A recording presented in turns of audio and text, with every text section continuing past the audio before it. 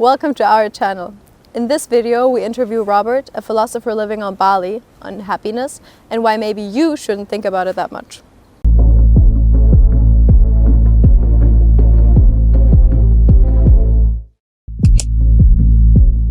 I'm 46 years old. I'm Robert from Romania, born in Bucharest. I have some schools in the background, like Philosopher. I'm passionate about books, and now I'm working in real estate. I'm working in real estate in Bali. I have an issue with this word. I think we are happy when we never discuss about happiness. Once you pronounce the word happy, I think it's already something issues there. Because I think when the word happy was invented, the humanity find out they can be unhappy. Understand? So now is this obsession like pressure actually become pressure. If you are happy or you are unhappy, it's not something between, you know. Understand? So then you become, oh, this person is happy. Oh, that means I'm unhappy. I think it's just you are. Doesn't matter how you are. You know, you are. So I don't think about happiness. I think about I am here, you know, and I need to do something with that. It was a beautiful, I think in the Bible or something, I heard someone was asked about something, and he say a very beautiful quote.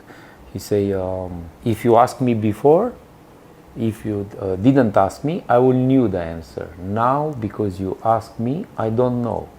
It's the same with the happiness, you know. If I don't think about it, I'm okay. But when you put the pressure, the question can bring pressure to some people who are not ready, you know, because usually the engine of the economy is the unhappiness.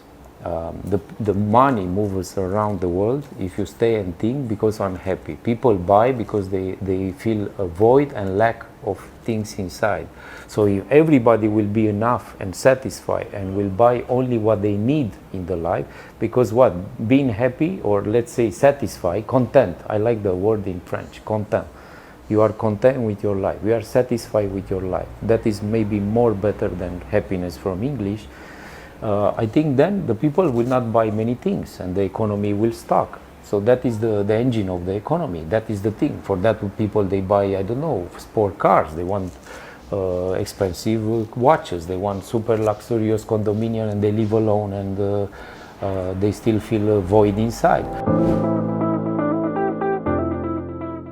The people who say to be efficient and productive and have good life, actually they make money and they use you because they use you like a tool, like a resource, so they can sell this product, this obsession. They make money from that, you know. It's just a motto. I admire someone very much. A very good question is to ask yourself, who do you admire, you know? And me, I have a big admiration for a philosopher professor. It's amazing guy. It's the guy which always I question my thoughts with him. This professor, it's always have a slow motion, you know. He have everything in slow motion. He say to me, I am never hurry, never.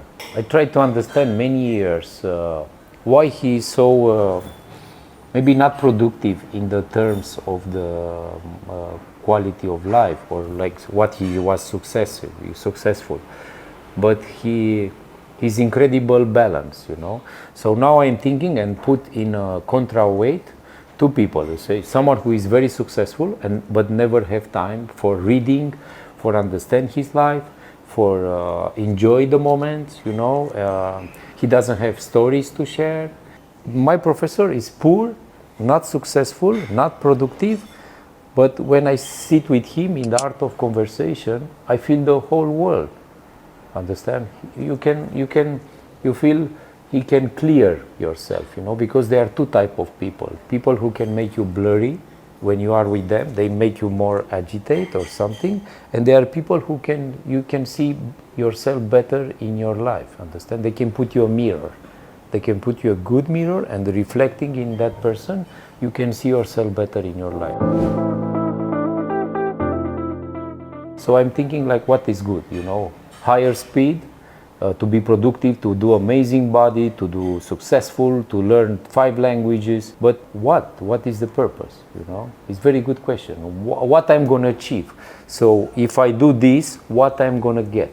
You know, that is a very good question for everybody. So okay, I'm going to do all this stuff. I'm going to do all these tasks, maybe 10 tasks. I'm going to have Lamborghini, I'm going to have a house in Monaco, I'm going to have a super wife and 4 children, I'm going to have this.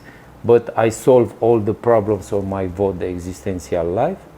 When I'm going to finally all this overcome effort is done, I'm going to still be enough or not?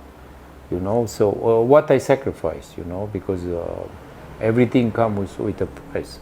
Everything we're doing is coming with a price. Nothing is for free. Sooner or later, we're going to pay the price. Don't forget time to question yourself if it's the wrong, if it's the good direction. And the very good things is like this, to ask yourself time to time, when your life becomes a very hard working, maybe too much stress, like a work, like into a prison, you know, like a daily hard work, that is not your path, that is not your road. So maybe this can be a good indicator when you need to leave this path and try to go and find another path. So productive sometimes can be non-productive, understand?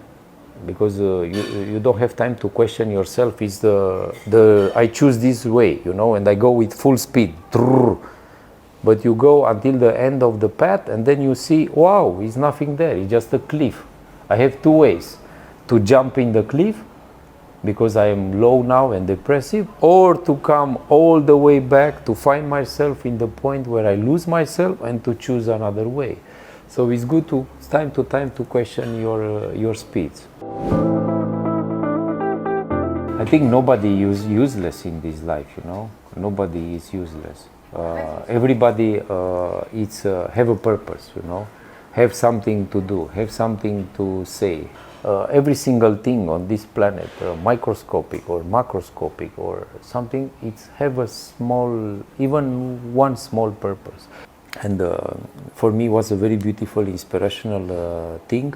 Have a drawing professor, someone who helped them to do drawings, you know, in the school.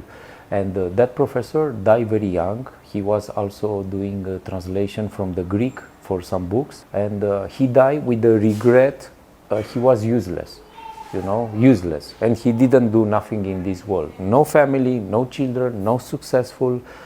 He died maybe poor. And what we talk now in the modern Western terms, he died unsuccessful. He didn't make it, something like that. And this guy, even we don't know, he influenced many people after that, understand? So even after his death or during his life, in secret, many people, they are inspired by people like that who stay always in the shadow, and they are inspired. And my professor was inspired by this person, and the person he is today is because of that guy. Every single person in this life, it's a living story. And we put characteristics and small stories from other people, and we make our whole story. So that doesn't matter what, keep living your story. And your story, it's the most beautiful. Thank you. Thank you also. If you watched the video until now, this is your sign to subscribe. And if you have any more questions or a completely opposing opinion, write it down in the comments below.